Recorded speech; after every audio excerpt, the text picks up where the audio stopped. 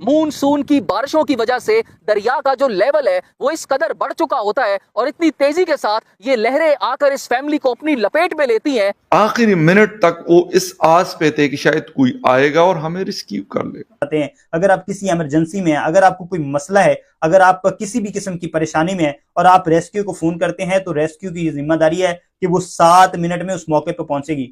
2 घंटे लगाए हैं जनाब, 2 घंटों में पहुंचे हैं। जो वहां के यानी शाहिदीन है, उन्होंने बताया है कि 2 घंटे बाद रेस्क्यू टीम वहां पे पहुंची है। ये लोग भी तकरीबन 1 से 1.5 घंटे तक मदद के लिए पुकारते रहे, मदद के लिए कहते रहे।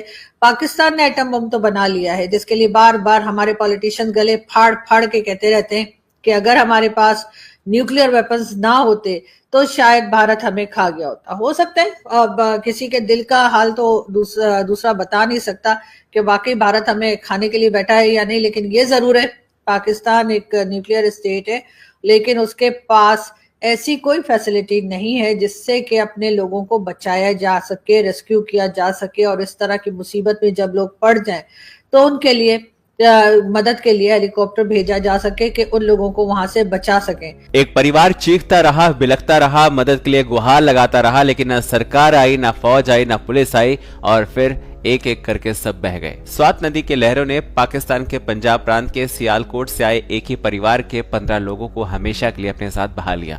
यह हादसा पेश आया मिंगोरा स्वात में, जहां तेज बारिश और बाढ़ के चलते नदी उफान पर थी। लोगों का दावा है कि यह पूरा परिवार घंटों तक मदद की गुहार करता रहा, लेकिन न कोई सरकारी अफसर आया, न पाकिस्तानी फौज आई और न ही लोकल पुलिस। पूरा का पूरा परिवार आंखों के सामने ही बह गया, लेकिन तंत्र बस तमाशा देखता रहा। हाँ, ये जरूर है, चाहे वो नवाज शरीफ साहब की गवर्नमेंट हो, चाहे वो इमरान खान की गवर्नमेंट हो, चाहे वो शहबाज शरीफ साहब की गवर्नमेंट हो, हमारे पॉलिटिशियंस जो हैं वो हेलीकॉप्टर से पांव नीचे नहीं रखते। इमरान खान के जमाने में भी इमरान खान का कहा जाता है कि जी बनी गाला में हर वक्त हेलीकॉप्टर उनके यहाँ रेडी रहता था और इमरान खान जो है वो ऑफिस भी हेलीकॉप्टर से ही जाते थे।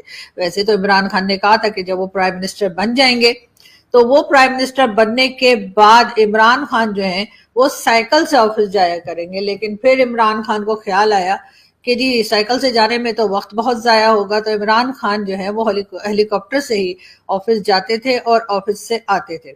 और ये ऊपर जो फोटो आपको दिखाई दे रही है ये इमरान खान के ज़माने की है कि इमरान खान के ऑफिस जाने के लिए हेलीकॉप्टर था, लेकिन इन लोगों को बचाने के लिए नहीं था। तो ये 5 लोग अपनी जान से चले गए।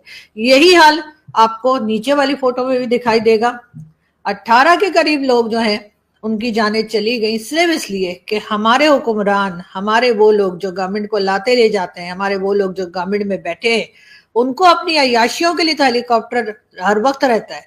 उन्हें कहीं जाना है, उन्होंने ऑफिस पहुंचना है, ट्रैफिक में नहीं फंसना है, बल्कि सीधे ऑफिस जाना है या किसी और जगह पहुंचना है या कहीं सैर सपाटे के लिए जाना है, तो उनके लिए हेलीकॉप्टर हर वक्त हाजिर रहता है। लेकिन किसी की जान बचाने के लिए हेलीकॉप्टर नहीं होता।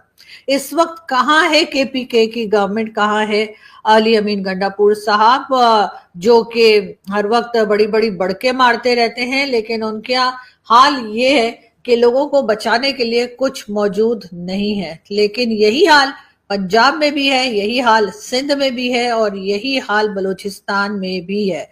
ऐसा नहीं है कि यहाँ पे हादसा हो गया है और बाकी सब जगह पर दूध और शहद की नहरें बह रही हैं, नहीं, बाकी सब जगह भी गवर्नमेंट को अपनी अय्याशियों के लिए पैसा है। गवर्नमेंट को अपने ऊपर लगाने के लिए जो फंड आते हैं, चाहे वो IMF की तरफ से आए, चाहे वो वर्ल्ड बैंक से आए, चाहे वो किसी और तरीके से सऊदी अरेबिया से, UAE या कहीं से भी लाएं, वो पैसा लाकर वजीर आजम साहब जो हैं वो अपने वजीर आजम हाउस की या कह लीजिए PM ऑफिस की रेनोवेशन तो करवा सकते हैं, जिसमें वो करोड़ों रुपया लगा देंगे, लेकिन लोगों की मदद के लिए कोई सहूलत नहीं रखी गई। लोगों को रेस्क्यू करने के लिए कुछ नहीं रखा गया। इल्जाम भी उन्हीं लोगों को दिया जाता है जिनकी जानें जाती हैं।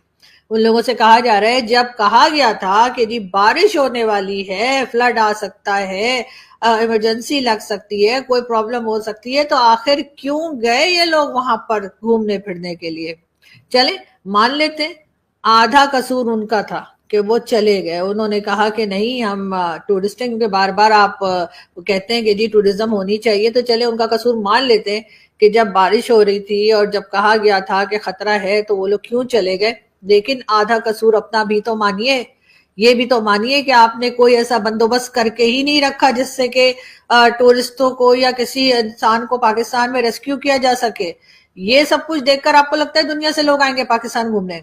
चाहे वो यूएई हो, चाहे वो दुनिया की कोई कंट्री हो जहां पे टूरिस्ट जाते हैं, उन्होंने अपने टूरिस्ट की हिफाजत के लिए हर डिपार्टमेंट को हाई अलर्ट पे रखा होता है। चाहे वहां बारिश हो रही हो, चाहे वहां पे आंधी आ रही हो, चाहे कुछ हो रहा हो, वहां की जो गवर्नमेंट है, वहां के जो लोग हैं जो मैनेज करते हैं कंट्री को, उन्होंने अपनी हर डिपार्टमेंट को हाई अलर्ट पे रखा होता है कि जी कोई प्रॉब्लम आ सकती है, कोई जरूरत पड़ सकती है। हर बार उन्हीं लोगों को इल्जाम दे देना जिनकी जाने गई हैं। मेरा ख्याल है गवर्नमेंट को थोड़ा सा इन लोगों को जो इस किस्म की बातें कर रहे हैं उनको थोड़ी सी शर्म होनी चाहिए। अगर आप उनको मान भी लीजिए कि जी उनको कहा गया था कि जी हाई अलर्ट है और बारिश है, लेकिन आप लोग क्या कर रहे थे? 50% रिस्पॉन्सिबिलिटी तो गवर्नमेंट की भी बनती है कि आपके डिपार्टमेंट्स क्या कर रहे थे।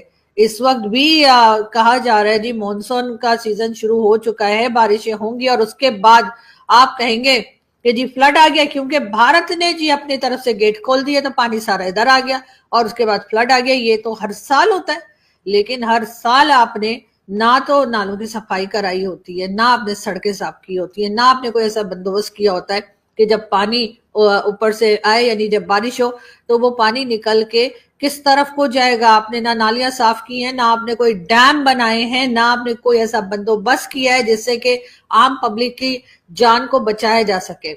इतने खुदगर्ज लोग हैं हम, हमारी गवर्नमेंट में हो चाहे हम लोग बाहर जो लोग रहते हैं वो हो, कि हमें कोई परवाह ही नहीं है। बस ठीक है, अपनी गवर्नमेंट चल रही है, हमारे कार के आगे फ्लैग लग गया है। उतने दिन हो गए हैं, 1 मंथ से भी ज्यादा टाइम गुजर चुका है जब भारत के साथ हमारी छोटी मोटी जो झड़पें हुई थी वो हुई थी, उस पे एक दूसरे को अवार्ड दे रहे हैं। बेशर्मी की इंतहा तो ये है कि बुला बुला के लोगों को शील्ड दी जा रही है, अवार्ड्स दिए जा रहे हैं कि ये लो जी तुमने तो बड़ा शानदार काम किया था कि ट्विटर के ऊपर तुमने जो है हंगामा मचा के रखा था और इस किस्म की चीजें की जा रही हैं। चले मान लिया आप लोगों ने ट्विटर पे, आप लोगों ने एक्स के ऊपर बहुत हंगामा कर लिया, बड़ा टफ टाइम दे दिया इंडिया से लोगों को, लेकिन मुझे ये बताइए ना कि अपने लोगों के लिए आपने क्या किया है? या बस आप इसी पे शील्ड बांटते रहेंगे कि जी हमने तो जी भारत से जंग लड़ी, हमने भारत से पहले भी 4 बार जंगें लड़ी हैं और मुझे यहाँ डिटेल में जाने की जरूरत नहीं है कि वो जंगों के क्या अंजाम हुआ था। और आज अगर ये जंगे जो आप फिर उसको जंग बता रहे हैं कि जी भारत ने अटैक किया, फिर हमने अटैक किया, फिर हमने ये कर दिया वो कर दिया, लेकिन इन लोगों का क्या? इनको कब देखेंगे? या बस आप लोग सिर्फ डिफेंस सिस्टम ही खरीदते रहेंगे?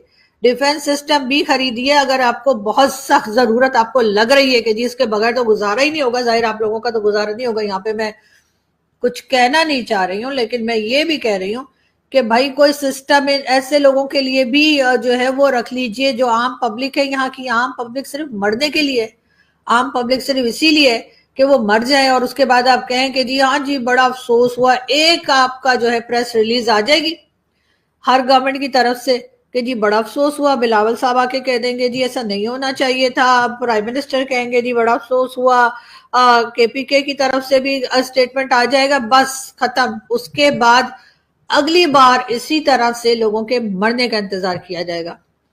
इसमें एक ही खानदान के 8 लोग भी शामिल थे, बच्चे भी थे, बड़े भी थे, बुजुर्ग भी थे। तकरीबन 1 से 1.5 घंटे तक वो इंतजार करते रहे कि कोई वहां पे आएगा उन्हें रेस्क्यू करेगा। एयरबाई के ऊपर मैं टिकट्स पढ़ रहा था, उसमें ये लिखा हुआ था कि जनाब वजीर आला के हेलीकॉप्टर की ड्यूटी लगाई गई थी कि वजीर आला का हेलीकॉप्टर जाएगा और वो जाके इनको रेस्क्यू करेगा। हेलीकॉप्टर के अलावा कोई और तरीका मुझे नजर नहीं आता कि किस तरह रेस्क्यू किया जा सकता था। लेकिन इसके अलावा इमदादी जो टीमें हैं वो अगर वहां पे पहुंची भी हैं तो तकरीबन 1.5 घंटे के बाद जाके पहुंची, तब तक सब कुछ तबाह हो चुका था। और वहां पे लोग जो आसपास खड़े हुए थे वो भी जारी बात है क्या कर सकते थे? एक आम शख्स जो है, एक आम पाकिस्तानी क्या कर सकता था बैठ के इन लोगों को सवाए बैठ के हसरत भरी निगाहों से देखते हुए? अपनी आंखों के सामने ये जाने जा रही हैं, 14-15 जाने, आपकी वीडियो बन रही है, सब कुछ हो रहा है, लेकिन आप कुछ नहीं कर सकते। मुझे गुस्सा इस बात का, मुझे अफसोस इस बात का कि भाई 2013 से लेकर आज 2025 हो चुका है, 12 साल हो चुके हैं आपकी हुकूमत को। 12 साल में आपके पास रेस्क्यू सर्विसेज नहीं है। 12 साल के अंदर आप वेदर पैटर्न नहीं आप प्रेडिक्ट कर सकते। 12 साल के अंदर आप यह तक नहीं बता सकते कि जनाब कौन से दरिया का हिस्सा कौन सी जगह से बंद कर देना चाहिए कि वहां पे जो है वो टूरिस्ट ना जाए। हर साल दरियाए सवात के अंदर जो है एक ये तोगयानी आती है और वो तबाही फेर के चला जाता है। आप लोग इतने बेशरम हैं कि आप लोग अभी तक बैठ के इसका कोई इंतजाम तक नहीं कर सके। लोगों का जानी नुकसान, करोड़ों का नुकसान, मालियाती नुकसान, कारोबार का नुकसान, आप लोग अब तक कोई इसका स्ट्रैटेजी नहीं बना सके।